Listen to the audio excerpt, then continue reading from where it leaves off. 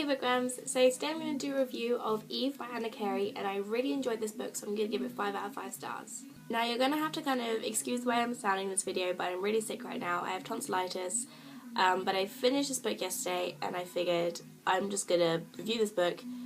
before I kind of forget what I want to say about it. So the story is set in a futuristic America, and there was a plague that pretty much wiped out the entire Earth's population, and quite a few people are orphaned, and these girls go live in these special schools where they don't really kind of see the outside world. They're not allowed to leave the school's boundaries, and they don't know anything about the world aside from what they've been told about it, and so they just go through their school lives as a normal kind of boarding school, I guess, and they're told that when they graduate they go to another building of the school which is outside the boundaries but they can see in the distance, and they're told they're going to choose a trade and study that for 4 years before being sent to a place called the City of Sands,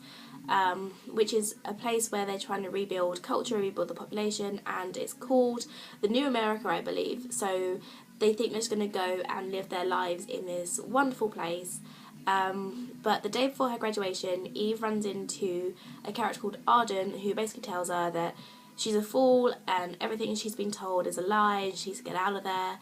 And Arden basically escapes the school boundaries, and Eve is left kind of wondering like what is going on. So she basically takes it upon herself to cross the lake off the school boundaries and looks into this building that she was told that they're going to stay and learn their trades in, and she sees a room full of girls who she recognised as people who have graduated in the past couple of years, and they're being used as breeders.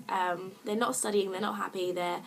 laying in beds, there's tons of them in a room, and they're either very, very pregnant or kind of lying in bloodied sheets where they've just given birth or had an operation to get the baby out. And she basically figures out that when they graduate, they give birth to as many children as they can before they die, and these children are sent to the New America, they're sent to the City of Sands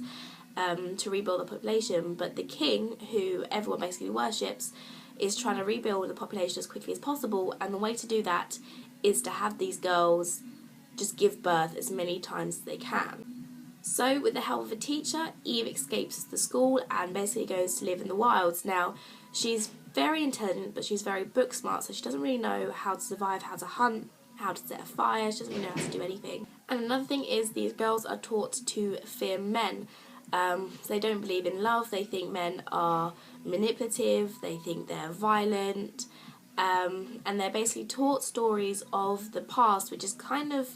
some of our past, some of our present, and they're taught these stories in order to make them fear men, and that is a way to get them to become breeders without kind of relationships, without love, because they think that's going to be too complicated. In the wilds, she actually bumps back into Arden, and reluctantly Arden agrees to kind of go around as a pair, and they kind of become friends to a certain extent, and then they bump into a character called Caleb, who basically saves their lives, but she's a bit like, oh, he's a guy, like, I don't trust him, I don't want to spend any time with him, because she's been taught to fear men, but in the position that she's in, she kind of doesn't really have any choice but to stick around with him, and he ends up kind of gaining her trust, and she kind of falls in love with him, and her and Arden go to live in his kind of bunk out with a bunch of other guys, and these other guys, some of them aren't very nice, some of them do live up to her fears, but as a whole they're pretty decent people. And they find out that Eve is actually wanted specifically by the king. There's like a warrant out for her. They want her to come to the City of Sands because she's such a great student, she's been recommended by the teachers. He actually wants her to produce an heir for him, because he says, I'm getting older, I need an heir, but I only want the best, so I want this girl to produce my children for me. And obviously Eve doesn't want that because the king's like super old and she doesn't want to be used just to produce babies, so she is on the run. And then everyone in Caleb's bunker kind of goes, no, we don't want her here because she's gonna cause trouble, she's gonna like bring all the troops to our bunk out, we don't want that, so she needs to leave. But she does stick around because she has some sort of use, because she teaches all the boys in the bunker to read and write, because they can't read and write because the schools that the boys went to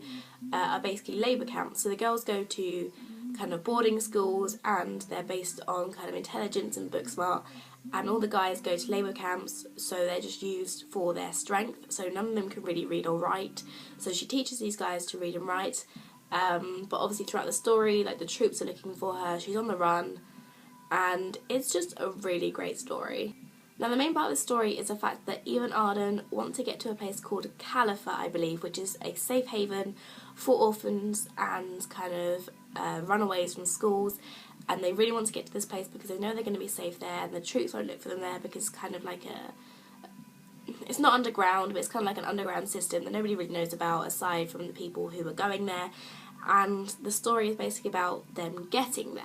and Caleb helps them get there.